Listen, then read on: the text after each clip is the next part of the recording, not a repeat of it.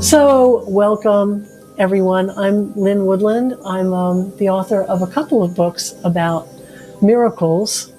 The first one is called Holding a Butterfly. The second one is The Breakthrough Point.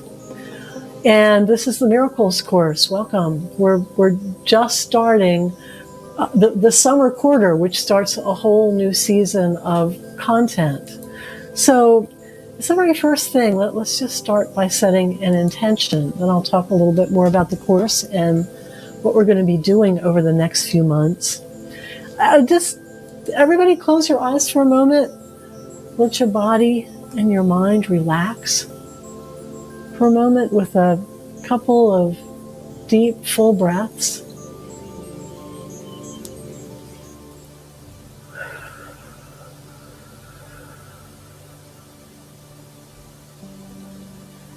And just breathe yourself fully present so that you're present in your body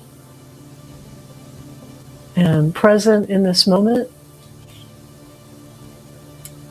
And just imagine that you have left reality as you've known it outside the room and entered a space where anything is possible.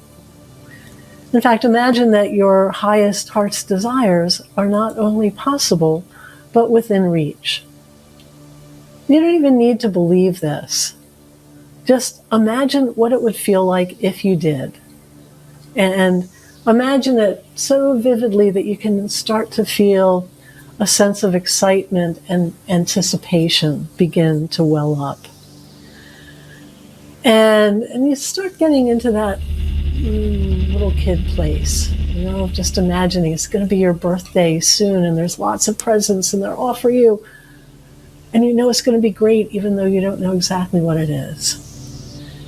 And for just a moment, hold the intention for everyone here, those of us who are here in real time, as well as those of us who will be doing this class via the recording. So outside of time, even all of us, imagine that for all of us experiencing this lesson, miracles are now unfolding. And just take another deep breath and open your eyes. Now, for any of you who are new to this program, the Miracles course is a comprehensive program of weekly lessons and exercises, spiritual exercises, personal growth exercises, all geared toward living a miraculous life. And the format actually includes these live classes as well as some fairly extensive written materials that go with each class. And there's even recorded meditations that go with some of the classes, not all of them, but a lot of them have nice recordings that were done in a sound studio, have a music bed.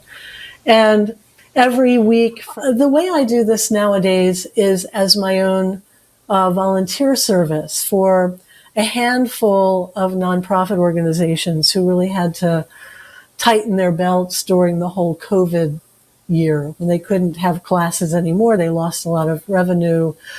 And I've been offering it for a donation to them. So whatever organization sent you here, go to that organization and make a donation for any class you attend. So the course is a year long. It works with a circular curriculum in that there is no beginning or end. In fact, we use the seasons as a template for the whole of the human journey. From birth to death to rebirth.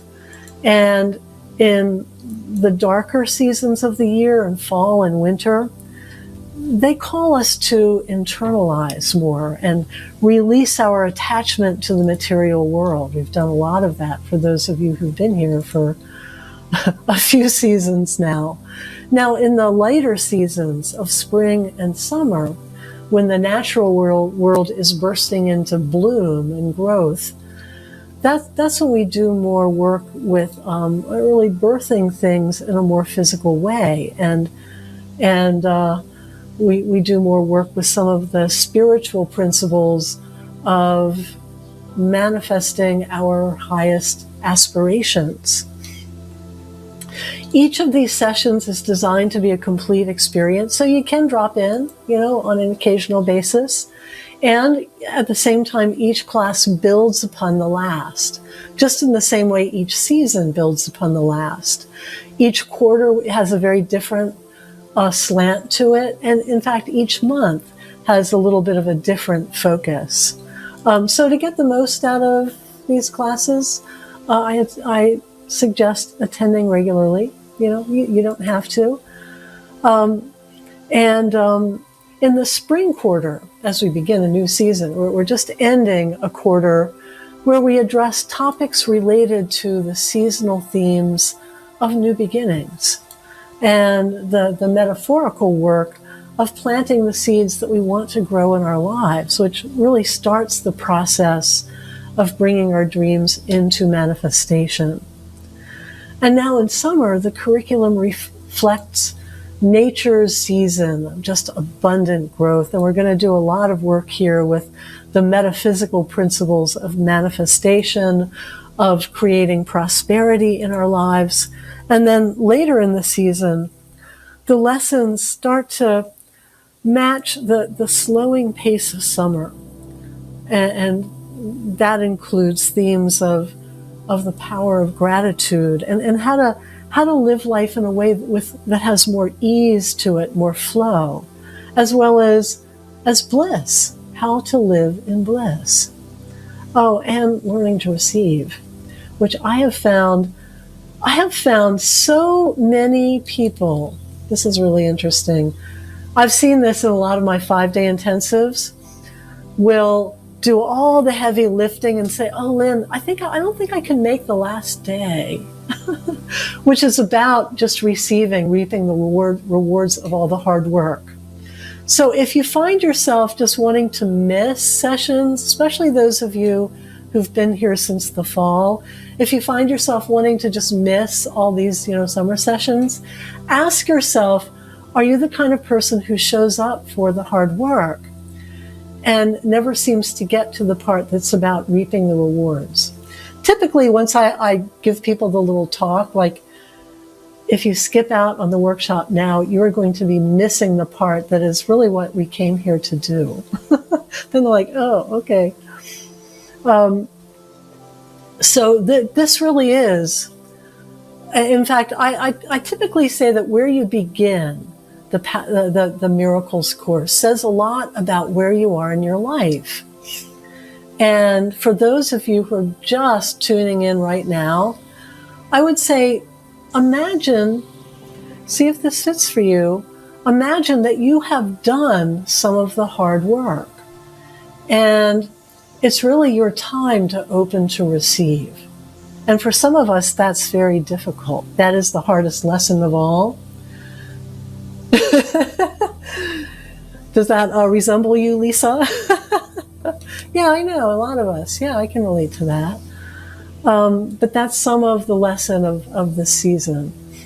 Now, this month of June, it's all about the light. The lightest weeks of the year fall in this month, leading up to and following the summer solstice, which falls around the third week of June. I think it's on the 20th this year, kind of in the evening hours in Central Time. And this time of year, it's hard not to feel the energy of building light.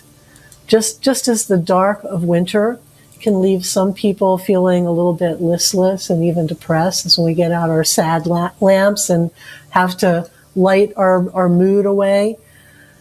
This time of year is more likely to result in restlessness and almost too much energy and even sleeplessness. As sunlight starts streaming into our bedroom window earlier and earlier every morning. So this week's lesson is going to be all about the light. Symbolically, literally, metaphysically. And think about it. Light is just so pure and primal. It's maybe one of our most used metaphors. It stands for clarity and for goodness. We use it as a symbol of spirituality and even salvation from all things dark and frightening, even though I think the darkness is as potent and spiritual as the light. We often tend to project all things good on the light and all things dark and scary on the dark. Just wait till winter, we just go into the healing powers of the dark. We often think of light as life-giving and divine. And from the world of science, we know that light and energy and matter are all really variations of the same thing. And as quantum science demonstrates, that most of reality goes on at a level that's imperceptible to our human senses. It's also showing that the very underpinnings of the universe consist of a field of light. Back in the 1970s, there was a very distinguished physicist by the name of Hal Puthoff. I think that's how you pronounce his name. I've actually never heard it pronounced out loud. Puthoff. A very well-known guy. He pioneered studies into the mysteries of this energy field, which is called the zero-point field. And he's since been followed by many others. And the zero-point field essentially is the energy left in a space when all possible matter and energy are removed. And the remaining field comprises literally a supercharged sea of light backdrop to everything. Once upon a time, in experiments, scientists had to make this leftover energy kind of a fudge factor. And as I was saying, in the 70s, it started to be examined as something. What is this? And physicists have theorized that if we learn how to tap this energy, it could become a limitless energy supply, meeting all of our current energy needs, even enabling, things like Star Trek type space travel. Now, another well-known physicist, Richard Feynman, he suggested once that the energy in a single cubic meter of space is enough to boil all the oceans of the world. So just imagine there is this invisible energy field with that much potential to it. But as physicists are working to explain and tap this invisible ocean of light, there's this really different glimpse into the light that comes from a whole different direction. And there's a growing body of research in this direction as well. It's around those people who've had near-death experiences. And consistently, people who have clinically died, not just gotten really, really sick, but clinically died and then been revived, they frequently tell a very similar story of coming in contact with a mystical light. And these experiences are profoundly transforming, and they leave survivors forever changed with immeasurably higher zest for life than the general population. They're more apt to have psychic abilities, and they're maybe even more intelligent. A guy who did a lot of the early research into near-death experiences in more of a clinically, scientifically controlled way is Melvin Morse, Morse, MD. Has some really interesting books. Closer to the Light is a great one if you're interested in this area. That's his first book. It was a big bestseller in the 80s, I believe. Closer to the Light. Really interesting work he's done since. Started with kids who had near-death experiences, and then over the years he tracked kids and put them through a lot of psychological testing, and other people who'd had NDEs, near-death experiences, came up with a big body of research on how different they are. Very little depression in people who've had a near-death experience. Really interesting. And, it could be that brief clinical death releases these individuals from the limitations of physical perceptions. We can't perceive the zero-point field with our physical senses. We don't see it. We can't feel it. You have to go into the physics lab with all kinds of machinery to know it's there. But maybe when people have these radical experiences where their consciousness really does leave their physical body, maybe it enables them to have a direct experience of the 0 point field. And they discern it as a light, which is very interesting. It's similar to what physicists say is out there. And interestingly, the mystical light that people describe isn't cold or neutral. And again, those who've seen it tell of a light that's powerfully benevolent. It's a light of unconditional love. They describe this light as being synonymous with love. So from both the stories of people with near-death experiences and what we know from the far edges of science, we're seeing this whole picture take shape of the existence of a limitless, living energy field of light and love, one that's everywhere, yet it's invisible to our physical senses. I mean, what does that sound like? Sounds a whole lot like a description of God to me, or at least that kernel of truth that all religions strive to describe in their own ways. Science writer Lynn Woodland, who I talk about frequently here, because she tends to, it's amazing, every time she puts out a book, she writes about the science underlying whatever I happen to be teaching at the moment. I feel like she is somehow my sister from another mother. I've never met her, never talked to her, but I love her work. It's a great go with to all the work that I do. And she wrote a book about the 0 point field called The Field, and she hinted at this benevolent, mystical nature of the universe. When she actually said, far from destroying God, science for the first time was proving his existence, giving us back our optimism, and making it clear that we don't just exist alone in an indifferent universe. So scientists are working on machines to extract energy from the 0 point field. Maybe they'll succeed someday. But there could well be a much more commonplace path into the field, one that is accessible to all of us. Because if, as near-death accounts suggest, that unconditional love is synonymous with that sea of light underpinning of the universe, and what religions refer to as God has some corollary in the 0 point field. Maybe tapping the field happens naturally as we practice unconditional love, as we simply open ourselves to the sacredness of life. And all metaphysical teachings hint at this in one way or another, and talk about love as being a very high vibrational magnetic state. Could it be that is the path into this unlimited field? Certainly how we work here.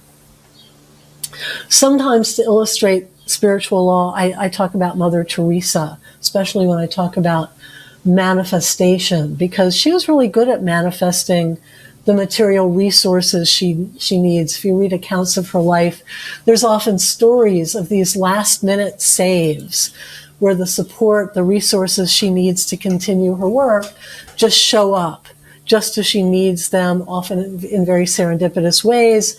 And she's not that concerned about how am I going to get it. She just has this faith and stays very focused, not on how to get what she needs, but how to just, be in the light of God and to be with the poorest of the poor, shining, the light of God. And she once put it, this is one of my favorite quotes by Mother Teresa. She said, "When you know how much God is in love with you, then you can only live your life radiating that love." And to me, that says that she lived in such an awareness of God's love that it filled her to overflowing so that all she could do was share it. So consequently, she wasn't really focused on how to get what she needed or how to give what she had away. It wasn't about getting or giving. She was simply living in the fullness of God, which heightened both of her ability to give and attract, because it wasn't about giving herself away. It wasn't about getting what she needed. It was about simply tapping this unlimited resource that is divine love. So, if unconditional love is synonymous with the 0 point field, and if what religions call God is what science calls the 0 point field, maybe Mother Teresa discovered what physicists haven't, which is how to tap the field. And that simple statement, I think, has the keys to how to do that. She said, think about it. She said, when you know how much God is in love with you, in other words, when you're cognizant of this ever-present universal field of love and how you are really part of it, you are one with it, then you can only live your life radiating that love. In other words, then you just quite naturally tap this benevolent energy of God. Now, by Mother Teresa's wisdom, access to the field of light begins with knowing it.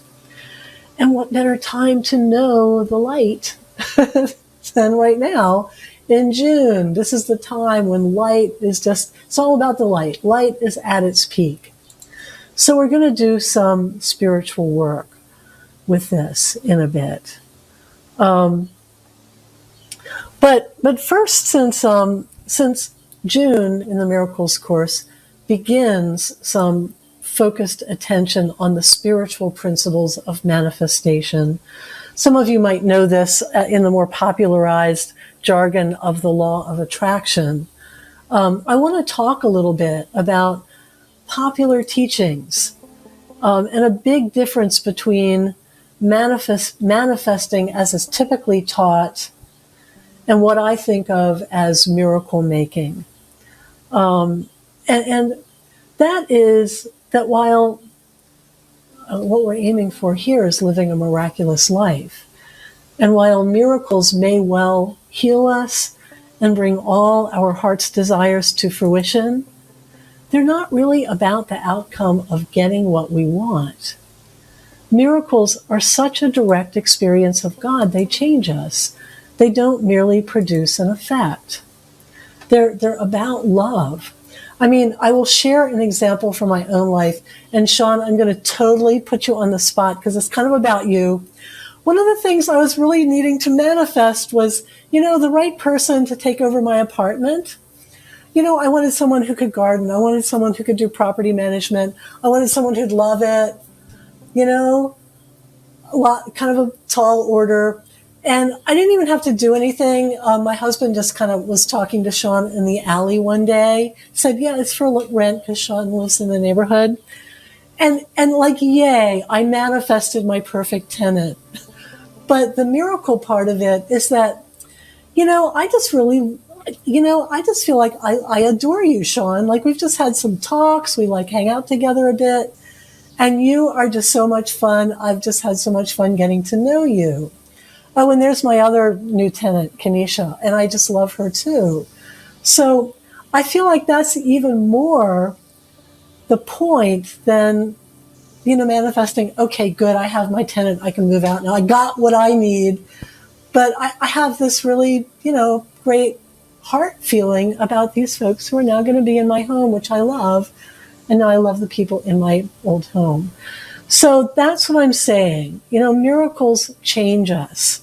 They take us somewhere. They don't just give us, what we think we want. And I talked last month about popular teachings being a little bit out of date in a number of ways. One, they try to present nonlinear concepts in a linear way, particularly with regard to time, which is something science is showing to be very illusionary. We talked a lot about that last week. The whole premise that we have to go step 1, step 2, step 3, we have to read the book, we have to practice the exercises, we have to change our consciousness, and then we'll see results manifest. It goes out of the window when we work outside of time. As we work outside of time, as we've been doing here, we might see a result first and do the exercise later through an intention we sent back in time to ourselves. I'm not going to go deeply into this because it is kind of mind-boggling. I talked a lot about this last week. So if you want to go and review this, you weren't here, email me, I'll send you the code. You can go review that. But a lot of popularized teachings that emphasize manifesting whatever we want using the power of our minds haven't changed much since the 1980s. They teach the importance of self-love, and that's a good thing. They teach us that it's not selfish or bad to desire and to receive abundantly from life. That's good too. They also teach the power that an individual has to change their own reality, which is also really good, and it's something we need to know. But they don't teach an even greater truth, that the quickest path to personal fulfillment is actually through joining in love and showing up for each other. There's an amplifying effect in joining together for the good of all. It's not just selfless, it's efficient. It's not about surrendering ourselves. Like, it's not about it's better to give than to receive. It really is much more of a model of win-win. Like, we're all going to go higher together, which is the way we work here in a lot of our spiritual experiments. There's a much told spiritual teaching story about heaven and hell. Maybe some of you have heard this. A lot of pastors teach it. It's where hell shows people at this very abundant banquet table and they're all starving because their spoons were too long to bring the food to their mouths. And heaven shows the same table, the same spoons, but everyone is feasting because they're feeding each other. And they're not even thinking of getting their own needs met because everything is just being given to them and they're loving just, caring for each other. So this dynamic of joining in love with other people to create results for all of us together is really important. And I believe this is the way humanity is moving. This is the way we're evolving as a species. I think that's why we're seeing so much craziness in our world, so much polarization, because the part of humanity that doesn't want to change. I talked about my little cat who just likes to live life under his ottoman. That part of us that wants to just stay under our ottoman and never, go out and progress. We're just holding on for dear life, getting deeper and deeper in conspiracy theories and polarization and me first, while the rest of the world is really learning how to cooperate. I mean, look at the whole pandemic and what it's forcing us to do. It's forcing us to recognize that in order to reach herd immunity, we all have to be in on it. We all have to participate.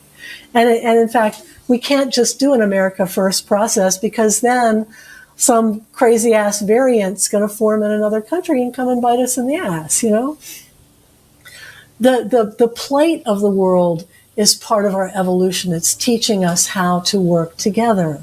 In fact, my last book was all about this. And if you don't believe humanity is evolving, yeah, really, right, fat chance, you'll never convince me.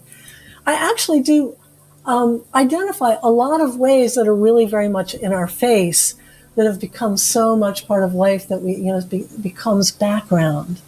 But really, there are a lot of signs that we are coming together, that we are evolving, that we're learning how to cooperate rather than fight each other to survive. So if you have interest in that, it's called The Breakthrough Point. Check it out. And ultimately, as we learn to cooperate, I believe this is going to open to humanity a power source greater than anything we've ever known before. A power that we can't get to, until we learn how to love and cooperate and share. And in terms of manifesting work, joining in love as part of the process can help us to stay away from the counterproductive state where we get attached. Law of attraction teachings typically tell us to focus on what we want, to vision it, to create a vibration of it within ourselves, then it'll show up. Now, this is true if we can really stay in that vibration of what we love, because unfortunately, what often happens is that we identify what we want, we imagine it as though it's real, we have this initial vision that's really cool and exciting, it's a love vibration, it's that feeling of, wouldn't that be wonderful? But this expansive state of mind can be really difficult to hang on to. And what's typical is that our state of joy morphs into a state of attachment. We go from, wouldn't that be great, to, when am I going to get it? And we start watching and waiting for signs of what we want to show up. And we wonder if it will show up, and we worry that it won't.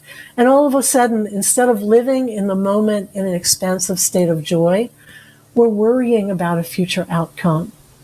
Now, on the other hand, when we go into that expansive state of visioning our own heart's desire, and then we shift attention to loving someone else and getting excited about their heart's desires, we're way less likely to start obsessing and worrying about ourselves. We remain in a state that is magnetic to our highest good. And it's easy to get excited for someone else without going into attachment. What's more, when we do that for them, it's like a kind of prayer that we offer on their behalf. And it really does help to amplify their own manifesting for themselves. It really helps to lift them up. And when others do the same for us, we have more than our own effort working on our behalf. So together, we actually create an energy field. Here comes somebody new. That raises us all up so that we all attract our highest good with greater ease. In fact, this is when we attract miracles, things that are way better than anything we imagined or asked for. And it's really funny. I think a lot of you know, I live in Minneapolis right now. I'm in the process of moving to Florida. And there have been a lot of things I've had to manifest along the way, my perfect house, this and that and all kinds of other things. And each time when some new bit of news of like, yay, you got the house, I'm usually leading some little miracle experiment where we're all like in that, let's raise each other in love state. I mean, it's been kind of freaky how, you'd think I would just trust in this process, but it surprises me every time too, even still. Every time I do one of these wonderful little miracle experiments, as we're about to do, something happens, something shifts. So as you go into this, don't get attached to what's going to come out of it, yet do be open to anything can happen, probably something that you're not even expecting. We are going to do an exercise now that is about really opening ourselves to more fully channel divine love, the 0 point field, whatever you want to call it. And it's going to be a building process because every week we'll be building up to the summer solstice, where we're doing a particularly powerful calling in our heart's desires kind of event. So this is stage one of really opening to kind of a repatterning, a rewiring in a sense, so that we are capable and can easily accept more divine light, which another word for that is our highest good, our abundance, the sweetness of life, our heart's desires. So we're opening to more of that now in this next exercise. And we'll just go into that now. So just get comfortable and close your eyes, get relaxed. This will be maybe 6, 7, 8 minute meditation. Not sure exactly. But just close your eyes, relax your body, and quiet your thoughts with some deep, full breaths.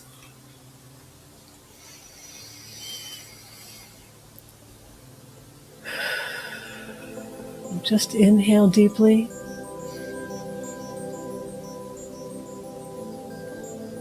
And exhale just as deeply.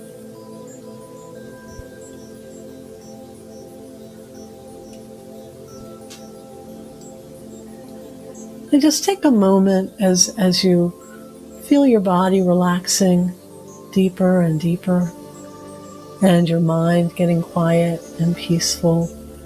Just imagine your whole sense of identification starting to shift away from the density and the limitation of matter to the bright, clear, beautiful energy that is your true essence. The part of you that is more than just physical atoms and molecules. And as you make this shift in perception, you really do start to leave behind the limitations of dense matter. In fact, in your mind's eye, just imagine the cells of your physical body just starting to light up and become very radiant with this energy. Imagine all the particles that make up your body are becoming less dense. The molecules, the atoms, the subatomic particles are now just starting to spread out and vibrate in the most beautiful light. You're becoming one with the universal field, one with all that is, with the divine. And as you leave the density of matter behind, you enter a realm of limitless possibilities where time and space have no bearing. So to see the bright energy of all of us here in this class, now with you, across time and space, imagine us all being together. And as I said, because time is way more fluid than it appears, imagine not just those of us who are here right now on this webinar, but all of those who've been part of this Miracles Course community in the past. There are many, many, many of those who've already sent love forward in time to us. And also imagine all of those who ever will be part of this Miracles Course experience. All those who are going to see this live recording. All of those who might do this exercise next year. Imagine us all together outside of time. I know it's a little mind-boggling to think that way, but imagine hundreds and thousands, each one just a bright and beautiful spirit. And as we touched upon in our last class, science is showing that really time is no barrier to consciousness. That consciousness can actually flow backward and forward through time, directed by our intention and simply our desire and our ability to be imaginative enough to think it. So just picture us all vibrating together in joined consciousness beyond the really illusionary limits of space and time, each of us bringing only higher love to the whole. And see this joining as beautiful and sacred and awe-inspiring and very much filled with the potent energy of love. And you might even feel how much more powerful we are together. There's a way that our joined intentions quicken our growth and awaken our intuition and heighten our magnetism to our highest good, which means that we just start to automatically call in the circumstances that will bring us the most joy and well-being. So Here and now, what has seemed difficult in the past can now come more easily. And you can feel the light and energy of this whole network building and building, creating a foundation for us all. Because now we're going to expand our access to the 0 point field, to God energy. So for this, allow to come to mind some of the most perfect moments of love that you have experienced.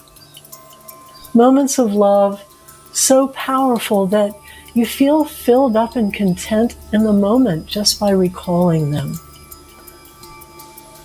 Now, some of us have had painful experiences around love, and if you can't really think of any such moments that just fill you up with peace and contentment in the moment, if you can't think of any from your past, it's okay to recall such moments that haven't happened yet in linear time. In other words, you might be remembering a moment that's happening on your future timeline with someone you haven't even met yet.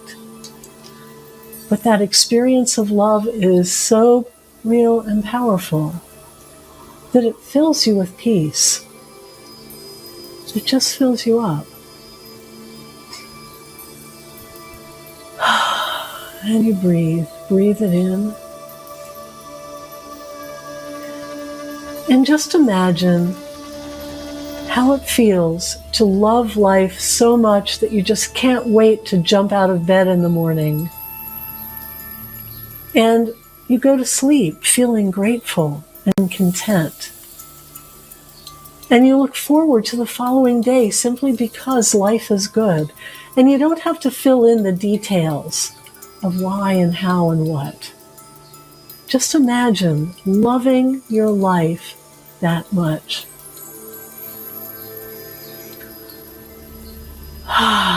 You just breathe. Breathe that in. And take a moment to imagine the most perfect day in nature, where your mind just becomes very quiet and peaceful, and you can't help but just simply becoming one with the beauty all around you. Maybe you're taking in the most breathtaking scenery, or maybe you're in the most amazing garden on the most perfect day.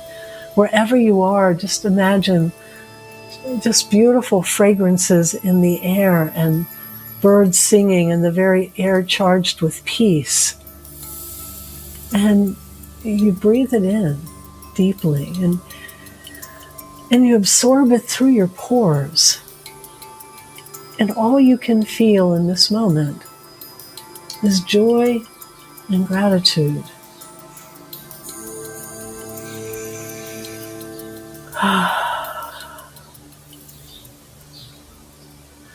And now turn your mind in a little bit of a different direction and imagine the inspiration, maybe the reverence, the savoring that goes along with being in the presence of some fine work of art or music or place that lifts you out of yourself.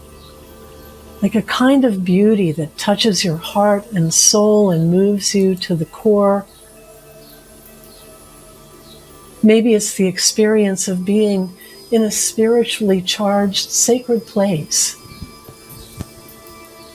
or in the midst of some perfect spiritual experience, the kind we are graced with periodically, where the presence of God is just palpable and awe-inspiring, and you just give yourself over to it. Maybe we don't have those kinds of experiences often. They're rare moments that we can just bring back right here and right now.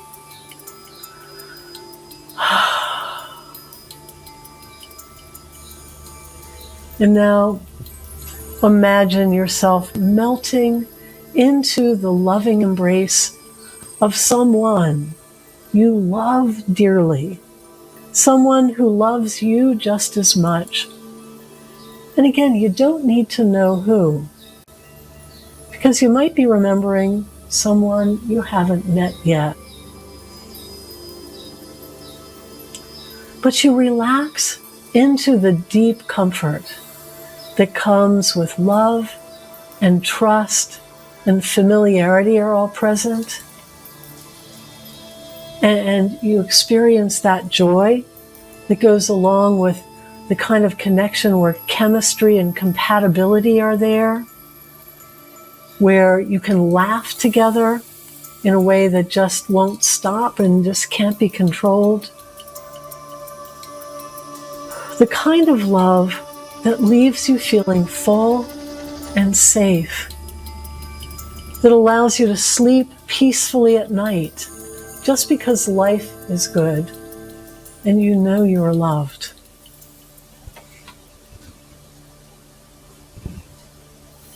Now maybe imagine holding a small child or a little kitten or a puppy or some other tiny creature who just relaxes into you with complete trust. And feel how soft and sweet this little body is against you, and how unconditionally this small being loves and allows themselves to be loved. Just imagine loving so deeply that tears come.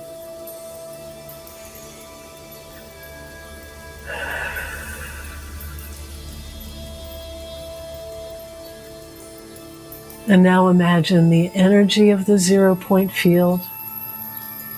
Picture it as a field all around you and within you, an ever-present, invisible sea of light that contains unlimited potential. And what's more, it's inherently intelligent and kind. And just feel the very air around you to be alive and filled with love. Feel it holding you in the most intimate embrace, just like those loving arms you imagined earlier. And you relax as completely and softly into this loving energy, just like a small child filled with absolute trust.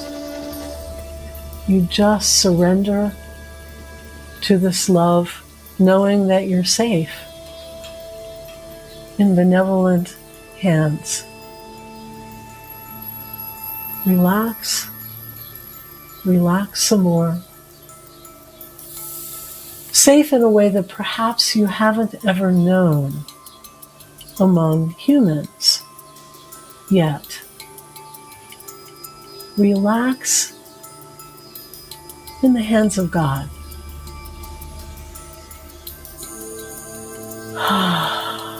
And if you can feel that even a bit, know that you have now tapped the field. And this energy is having a real effect on you, body and mind. If you're in need of healing, this is going to give you a boost. Don't try to focus on anything. Just let yourself be that tiny creature completely relaxed in loving arms. And let this feeling of relaxing into the goodness of life reach a peak of intensity. Let it just get as big as it can get, and then let it just explode beyond you, sending it on to everyone who's part of this Miracles Course network of souls. Just like a fountain that can't run dry, imagine yourself just flowing the goodness of life to so many people. And your directed love, it's invisible, yet it is a very real force. You don't have to believe this. There's a lot of research showing that just this kind of intention has a potent and powerful and benevolent effect. So imagine that your love is quietly helping to make life good for someone, maybe even for many people who you'll never meet. And now, even bigger, realize that many people are doing the same for you. They are loving you, not because you've earned it, not because they know you, but simply because they want to. And their love is quietly making life good for you. So in this moment, realize that you are more loved than you could ever know. So now we're going to take this experience a step further and direct this love in a particularly focused, healing way. Take your hand and place it on your heart. And just feel the weight of that physical contact, the warmth of it. Just let your own hand, through that warmth and weight, give comfort in a way that amplifies the spiritual light that we're working with now. And as you keep this contact of your hand to your heart, now imagine a comforting, loving touch gently making contact with your back over the area of your heart. So as you have a hand on your chest in the front, imagine the most loving, gentle touch making contact with your back over your heart.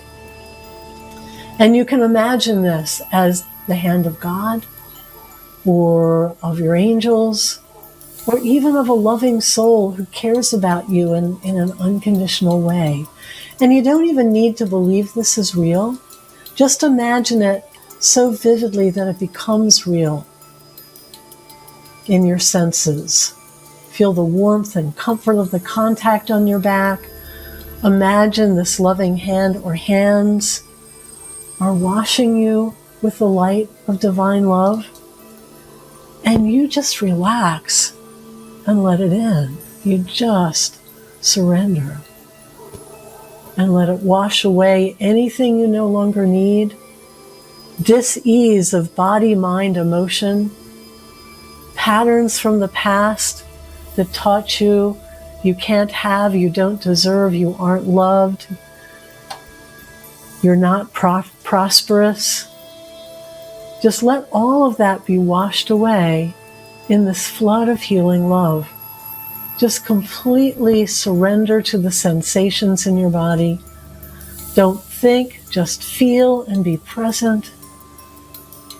Let yourself start to vibrate in the unlimited way of light and energy and love, and know that a repatterning is taking place at the deepest level of your being, awakening you to love, making you magnetic to your highest good on an energetic level. So you're not just unconsciously repelling your good.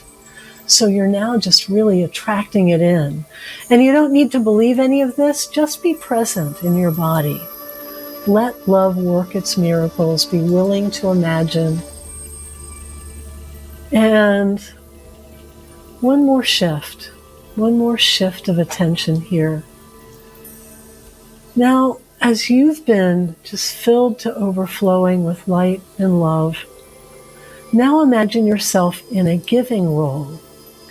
And picture yourself placing your hand on the back of someone in our Miracles Course network of souls. You don't see who it is. You just have a sense of their presence, their light, their spirit. But you do feel the warm connection of your hand over their heart. And with this touch, let the light of divine love flow through you to this person. And send this love out your hand so that it's softening, comforting, awakening this person's heart center, disappearing old patterns of limitation. And just love this person, not for any reason, just because you can. And because the simple extending of kindness really is powerful enough to change this person's life for the better. So just for a moment, love this person as God loves, as if they were the most precious child. And then let it go. Take a deep breath or two. Come back.